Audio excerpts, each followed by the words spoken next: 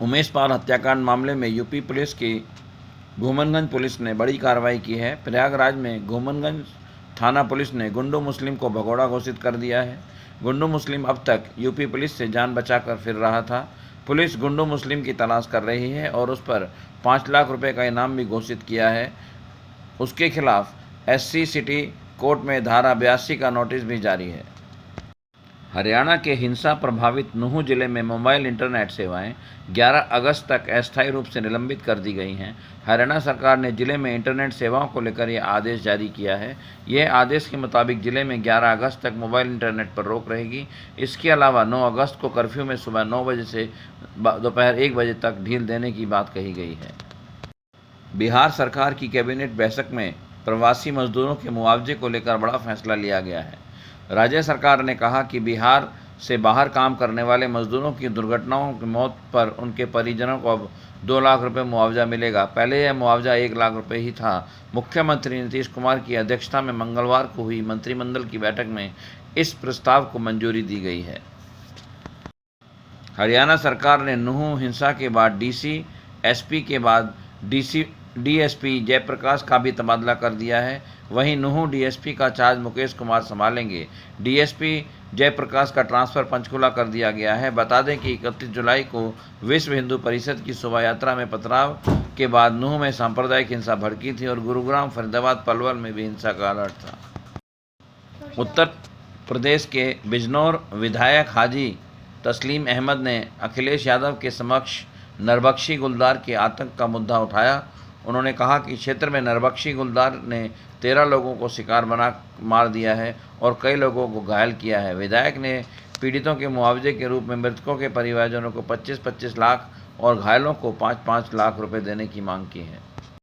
औरंगाबाद के शाहपुर बाजार में टमाटर चोरी से बचने के लिए किसान ने 25 किलो टमाटर चोरी होने के बाद खेत में सीसीटीवी कैमरे लगाकर डिजिटल निगरानी शुरू की है। किसान शरद रावटे ने कहा कि टमाटर 100-200 रुपये किलो बाजार में बिक रहा है। 22-25 किलो टमाटर की एक क्रेट अब 3,000 रुपये में बिक रही है। उन्होंने 1.5 एकड़ में टमाटर बोए हैं और लगभग 6-7 लाख रुपए की कीमत के हैं। खनन के ओवरलोडिंग वाहनों को लेकर हरियाणा और राजस्थान सरकार अब आमने सामने आ गए हैं, जिसके बाद हरियाणा सरकार ने फैसला लिया है कि प्रदेश के टोल प्लाजा पर वाइंग मशीन लगाई जाएंगी। पड़ोसी राज्य से आने वाले ओवरलोडिंग वाहनों पर अंकुश लगाने के लिए यह फैसला लिया गया है। इसके साथ हरियाणा सरकार की तरफ से इसके लिए राजस्थान सरकार का सहयोग भी मांगा है। लोकसभा में सदस्यता की बहाली के बाद राहुल गांधी कल बुधवार को बांसवाड़ा के जनसभा करेंगे। यह राजस्थान कांग्रेस संगठन के लिए अग्नि परीक्षा है, क्योंकि बाहर मुख्यमंत्री गहलोत नहीं बल्कि संगठन लीड कर रहा है, इसलिए आदिवासियों के लिए बड़ी घोषणा की उम्मीद है। सीएम गहलोत के पैर में चोट है, जिसके चलते सीएम गहलोत ज़्यादा सक्रिय नहीं हैं।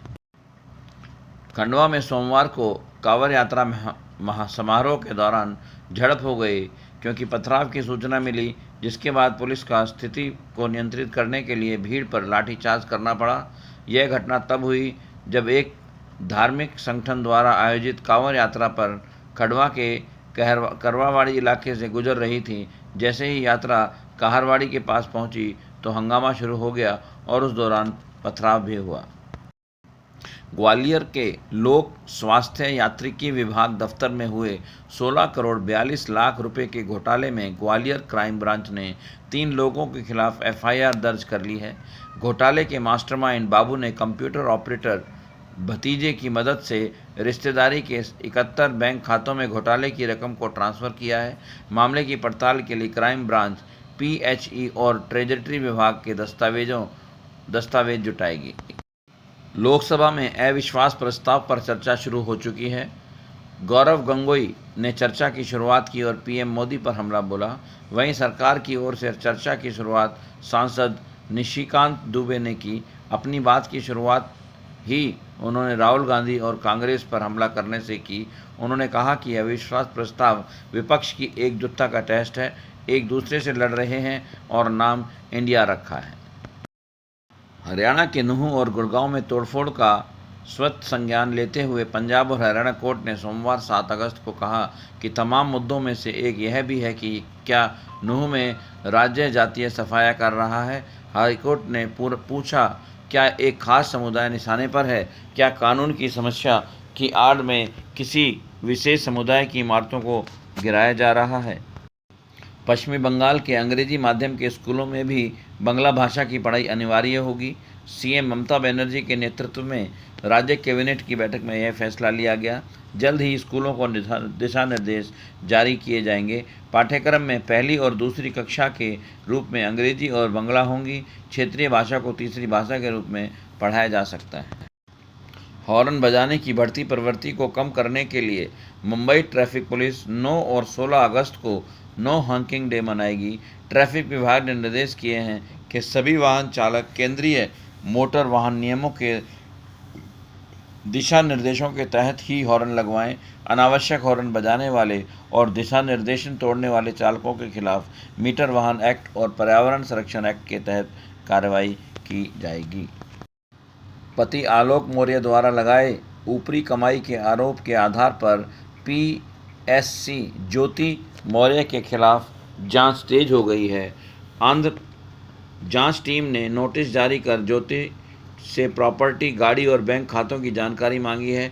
इतना ही नहीं, ज्योति ने कैमरे के सामने पूछताछ की जाएगी। ज्योति 2019 और 2021 के बीच कारोबारी में कॉस्बी में तैनात रही और उसी समय अवैध लेन देन को लेकर पति ने रूस यूक्रेन युद्ध के चलते यूरोप और अन्य पश्चिमी देशों ने रूसी तेल लेना बंद कर दिया है। फिर भी तेल की खपत तो बनी रही।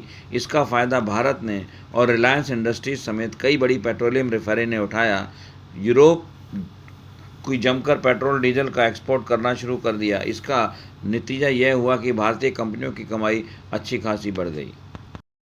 भारत के संसदीय इतिहास में अविश्वास प्रस्ताव लाने का सिलसिला देश के पहले पीएम पंडित जवाहरलाल नेहरू के समय से शुरू हो गया था। 1962 में चीन युद्ध के हार के बाद आचार्य जेवी कृपलानी ने अगस्त 1963 में संसद में मानसून सत्र के दौरान नेहरू के नेतृत्व वाली सरकार के खिलाफ अविश्वास प्रस्ताव पेश किया। इंदिरा गांधी ने सबसे अधिक 15 बार अविश्वास प्रस्ताव का सामना किया। ज्ञानव्यापी परिसर में गैर हिंदुओं के प्रवेश पर रोक लगाने की मांग वाली याचिका वापस लेने के बाद इलाहाबाद हाई कोर्ट ने इसे खारिज कर दिया है। याचिका राखी सिंह व अन्य की तरफ से दाखिल की गई थी, जिसमें मांग की गई थी कि श्रृंगार गौरी केस में जब तक वाराणसी जिला अदालत का फैसला नहीं आ जाता तब तक परिसर में गैर हिंदुओं का प्रवेश प्रतिबंध किया जाए। दूसरी तरफ सर्वे जारी है।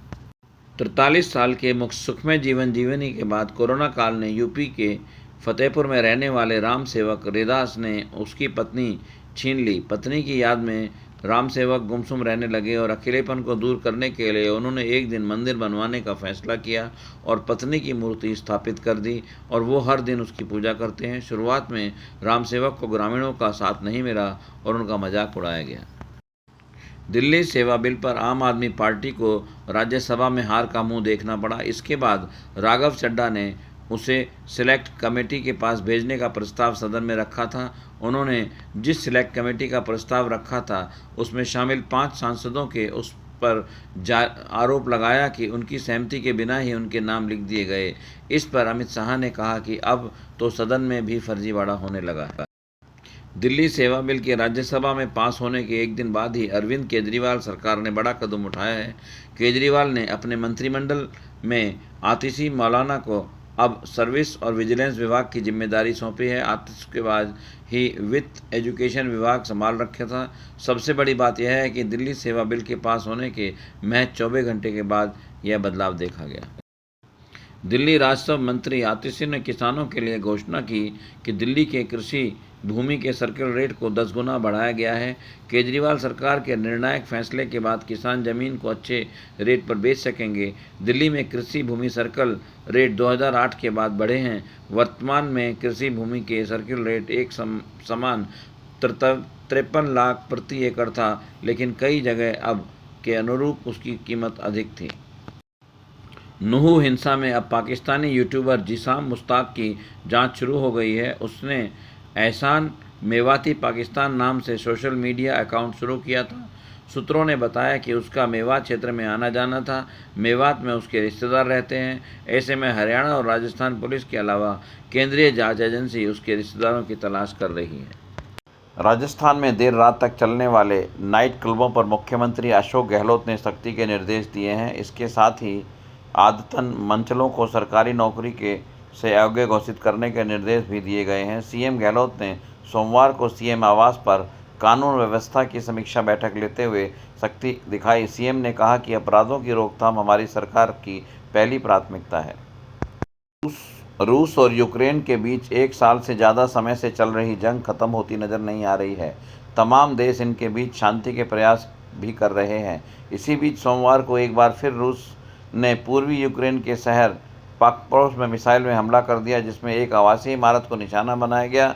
इसकी वजह से 5 लोगों की मौत हो गई, वहीं 31 लोग घायल हो गए। राज्यसभा में दिल्ली संशोधन विधेयक पर चर्चा के दौरान बीजेपी सांसद कविता पाटीदार ने कहा कि जैसे धर्म की स्थापना के लिए भगवान को धरती पर आना पड़ा, उसी प्रकार दिल्ली की आम सरकार के अधर्म को मिटाने के लिए पीएम मोदी को आना पड़ेगा। उन्होंने कहा कि वह दिल्ली की विजय से विचलित नहीं, बल्कि दिल्ली की आप सरकार की कार्यशैली से, इनके भ्रष्टाचार से विचलित हैं। कर्नाटक हाईकोर्ट ने केंद्र सरकार से 3 महीने के अंदर भारत में हवाना सिंड्रोम की संभावना की जांच करने के निर्देश दिए हैं। हवाना सिंड्रोम में शख्स का पियर्सिंग साउंड सुनाई देते हैं और चक्कर आना, सुनाई ना देना, सिरदर्द, चीज़ें भूलना इसके लक्षण हैं। इस सिंड्रोम के लक्षण सबसे पहले 2016 में हवाना में अमेरिका राजनयिकों में दिखाई दिए हैं। आजमगढ़ यूपी में 31 जुलाई को एक प्राइवेट स्कूल में 17 वर्षीय छात्रा ने तीसरी मंजिल से कूदकर आत्महत्या की थी।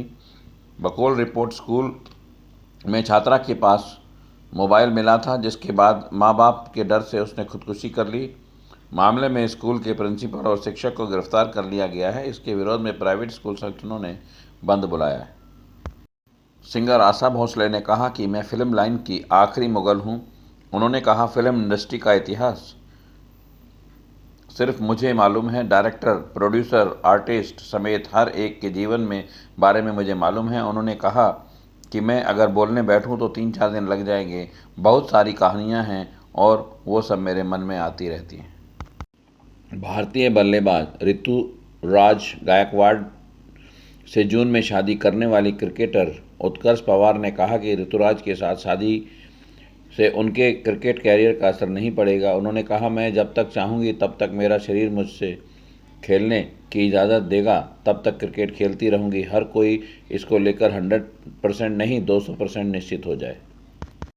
दिल्ली विश्वविद्यालय DU से BCom कर ICAI से CA करने वाले वैभव तनेजा को टेस्ला ने अपना नया चीफ फाइनेंशियल ऑफिस CFO नियुक्त किया है। तनेजा ने टेस्ला द्वारा 2016 में सोलर सिटी का अधिग्रहण करने के बाद टेस्ला को ज्वाइन किया था।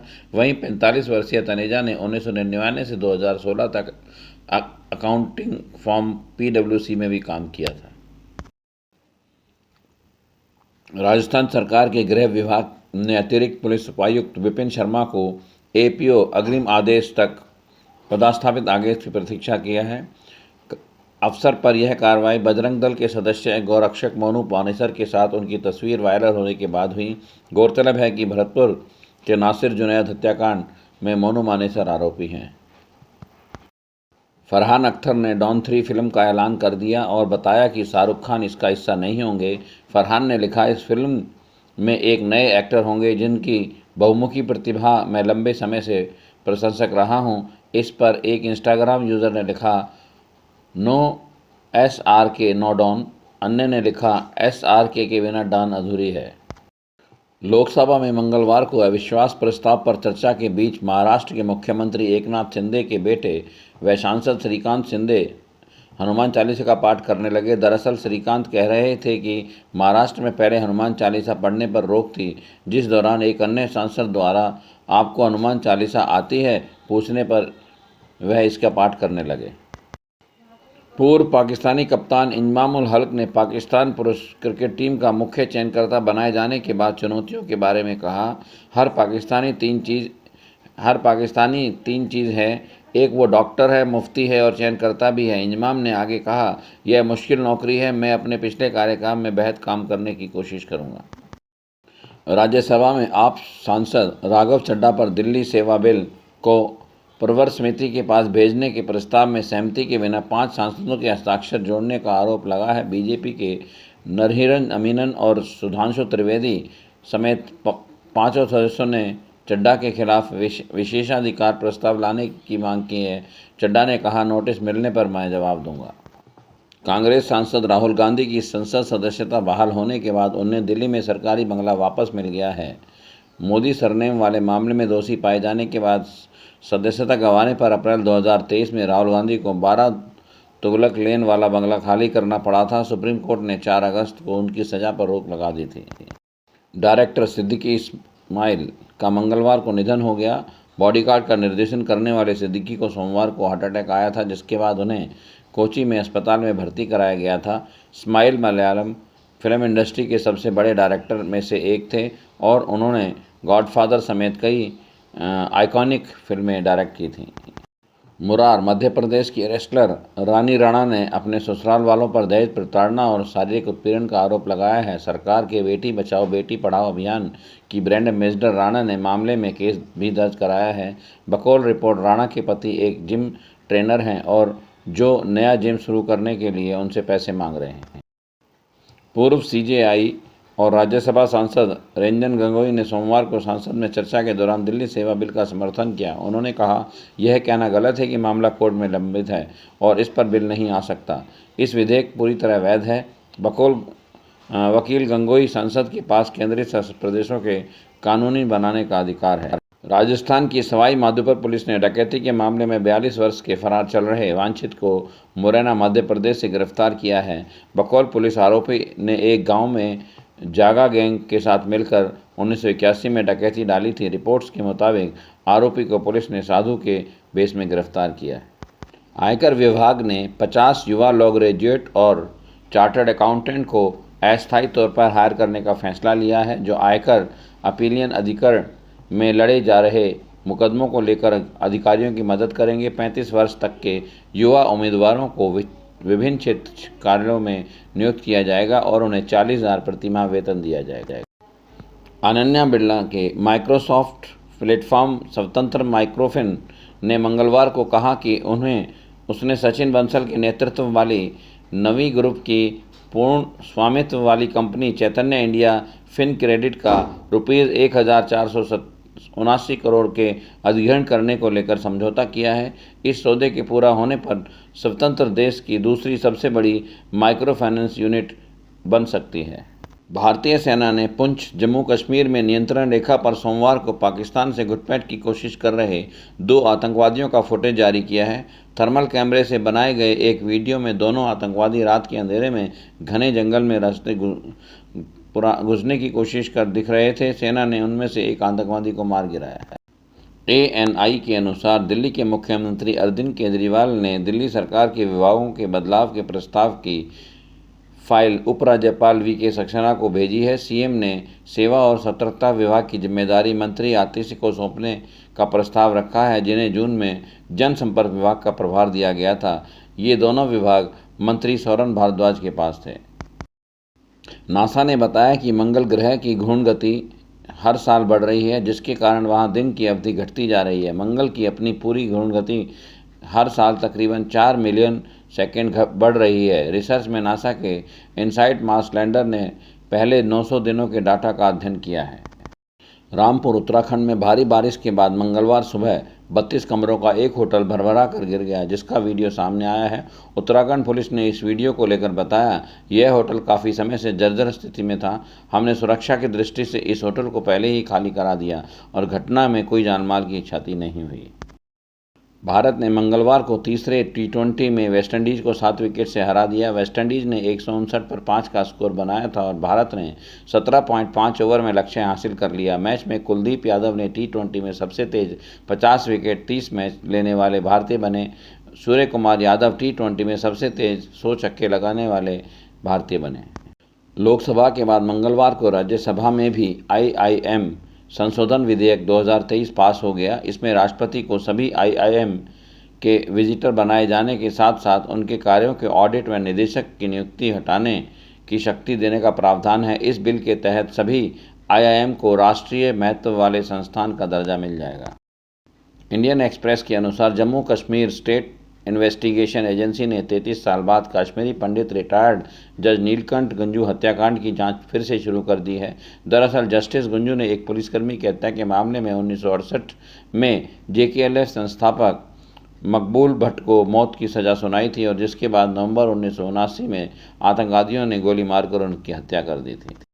PTI के मुताबिक वनडे विश्व कप 2023 के लिए भारत की संभावित 19 सदस्यीय टीम तैयार हो गई है। ये खिलाड़ी रोहित शर्मा, शुभमन गिल, विराट कोहली, श्रेयस अय्यर, KL राहुल, हार्दिक पांड्या, रविंद्र जडेजा, मोहम्मद शमी, मोहम्मद सिराज, जसप्रीत बुमराह, कुलदीप यादव, सूर्य कुमार यादव, ईशान किशन, अक्षर पटेल, संजू सैमसन, शार्दुल ठाकुर, जयदेव उनादर और मुकेश कुमार और युजवेंद्र चहल हैं।